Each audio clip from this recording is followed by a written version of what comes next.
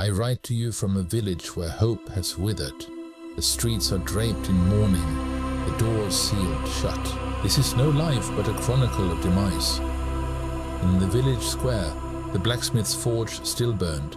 His hammer rang out, each strike a stubborn echo, as if resisting the catastrophe that crept closer. The people gathered around the fire, whispering of the plague. Even the crackling warmth of the wood could not drive away their dread. The shadows only clung tighter to one another. Soldiers patrolled the streets, yet their eyes betrayed unease. But silence of the bells hung over the village like a shroud. That night I withdrew to my chamber. On the first page of my journal I wrote, "Fever and cough have seized the village." The ink trembled, as if even the words themselves struggled to keep pace within these dark days. On my desk the medicine bottle stood empty. Beyond the glass, the void reflected my helplessness. Some doors had been boarded shut. From within came muffled groans. The villagers tried to hide death, but the walls could not contain the whispers. In the dark there was but one light, a woman carrying a lantern, moving through the narrow alleys. Each step echoed against stone walls, turning the silence into something even more terrifying. I wrote again. Symptoms spread swiftly, no cure in sight. Day after day, the same sufferings, the same deaths. The pages grew heavier. Every line felt carved into a tombstone. My hand shook upon the pen. From my lips escaped a question. Has God abandoned us? No answer came. Silence itself felt like the only reply, carrying the echo of despair. In the empty market, the bells tolled. Their sound spread over the village like a heavy shadow. The murmur of crowds was gone. Only the metallic echo of loss remained. Through the window I saw the blacksmith. He still swung his hammer, though no one watched. The sound filled not the village, but the hollow rhythm of fear echoing through stone streets. I wrote, "Every house holds the sick." With each passing day, the journal weighed more. Each line turned into a farewell. Words hardened into death notice. The woman with the lantern moved on through the streets. She tried doors, but silence met her every time. The people had imprisoned themselves. Fear had become the village's heaviest chain. A soldier patrolled. I counted his steps. Then the street fell still, as if the village's heart had stopped. I drank from the cup on my desk, then returned to the page. Today I lost a young patient. Neither bloodletting nor herbs could save him. Perhaps centuries from now, a cure will be found. I watched soldiers gather in the square. Shields in hand, they prepared for an enemy unseen. As these thoughts consumed me, I saw her again. She lifted her lantern, testing doors. That she dared remain in the streets, despite the terror, struck me as a strange kind of courage. Beneath my mask, my breath grew heavy. Perhaps the sickness would claim me too. Yet without the mask, I dared not approach another soul. At night I did not open the journal. I was only lost in thoughts. We do not know the root of this plague. Perhaps centuries from now, it will be comprehensible. Today, news came of a woman giving birth. Her husband had died of the plague. I had written down hundreds of losses, but this sight silenced me. For the first time, my pen refused to move. She pressed the infant to her chest. That small cry was proof that life still struggled to resist.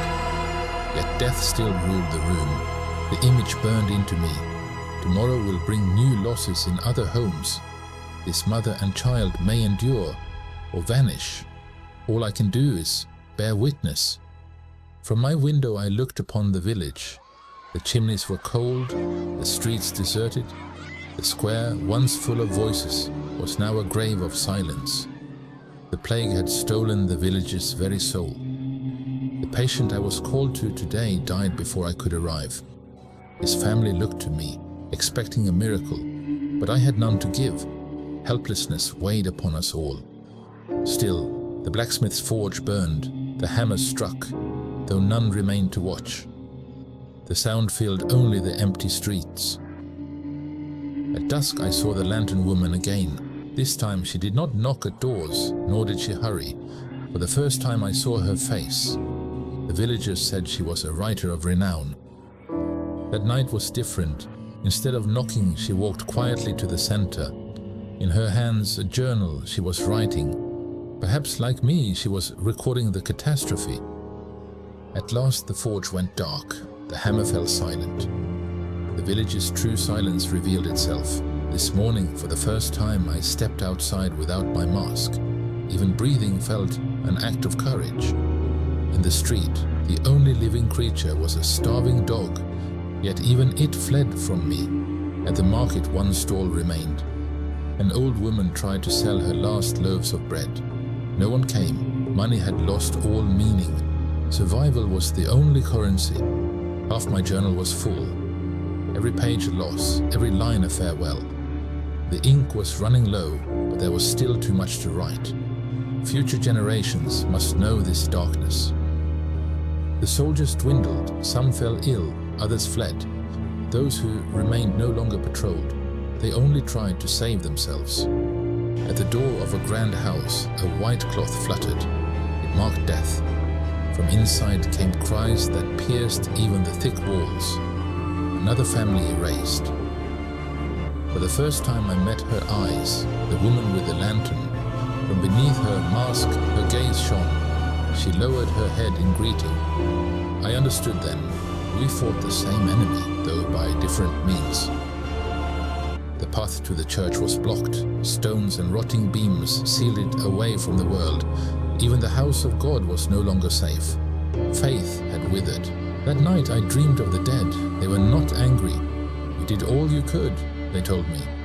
Yet when I woke, guilt clung to me. I should have done more. No one drew water from the well. Perhaps it was the plague's source. Each day, the people were forced to choose between thirst and disease. The last medicine bottle on my desk ran dry. I had nothing left to give. My hands were empty, my heart heavy. Was this what it meant to be a doctor, to watch helpless scraps of books scattered in the wind? Someone had burned their library. Even knowledge was seen as dangerous now. Ignorance had become a refuge. The village square lay deserted. The bells had fallen silent. The wind struck against stone. Once a place of gathering, it had become the grave of silence. In a small hut, a young man plucked a stringed instrument. His voice was faint but stubborn. Amid death, still a song echoed, the last defiance of life. Hearing it, I wrote, "Even on the darkest day, music reminds us of breath." But my pen grew heavy, even words struggled to endure. That night I saw the woman again. The lantern was gone. In her hands a thick journal, pages whipped in the wind, spilling her words into the darkness as though writing against silence itself. I heard the last soldier's horse fade into the mist. There was no one left to protect us. The village was abandoned to its own fear. From my window I saw her. She wrote quickly into the thick journal. Then I understood. I was recording the sickness, she, the people. We were two sides of the same story. By morning, news came of the blacksmith's death. He was found at his forge, hammer in hand. With his last breath, he drove the final nail into the village's coffin. Now there were two journals on my desk. One counted the dead, the other told of the living. I placed them side by side. Neither alone could tell the truth. Only together could the story be whole. At sunrise I wrote the final line. The plague took our village, but not our story. These words will remain, the last gift from the living to the dead.